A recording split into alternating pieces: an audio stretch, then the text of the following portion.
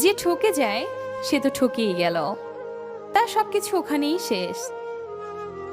আর যে ঠকায় সে প্রতিনিয়তই এক মানসিক যন্ত্রণা নিয়ে কাটিয়ে দেয়, এই ভেবে যে না জানি সে কখন ঠকে যায়।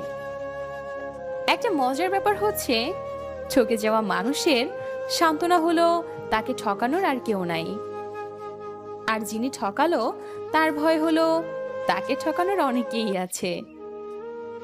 সৃষ্টিকর্তার মজার এক বৈশিষ্ট্য হচ্ছে, আপনি তার অবদ্ধ হলে তার শাস্তি দুনিয়ায় নাও পেতে পারেন, তবে তার সৃষ্টির প্রতি অন্যায় অবিচার করলে তার ফল একদিন অবশ্যই পাবেন।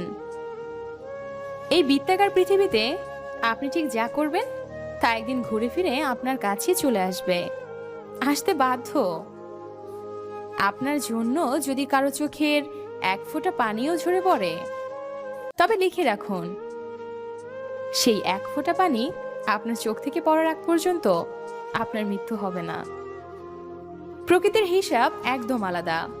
প্রকৃতি কাউকে খালি হাতে ফিরিয়ে দেয় না।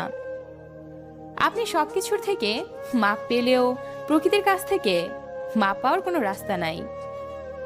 সবার হাত থেকে ছাড় পেলেও প্রকৃতির কাছে আপনি বন্দী, যখন তখন ধরে ফেলতে পারে। আরেকটা মজার বিষয় হচ্ছে, যে ঠকায় সেও জানে একদিন সে ঠিক এভাবেই ঠকে যাবে, আর যে ঠকে যায় সেও ওই দিনটার কথা মনে রাখে, যেদিন সে ঠিক একইভাবে কাউকে ঠকিয়েছিল। তাই ঠকে গেলে আফসোস করতে নেই, আবার কাউকে ঠকাতে পারলেও বাদশা মনে করতে নেই।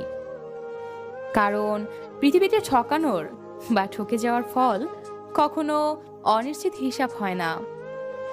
অপেক্ষা করুন, হিসাব মিলবেই।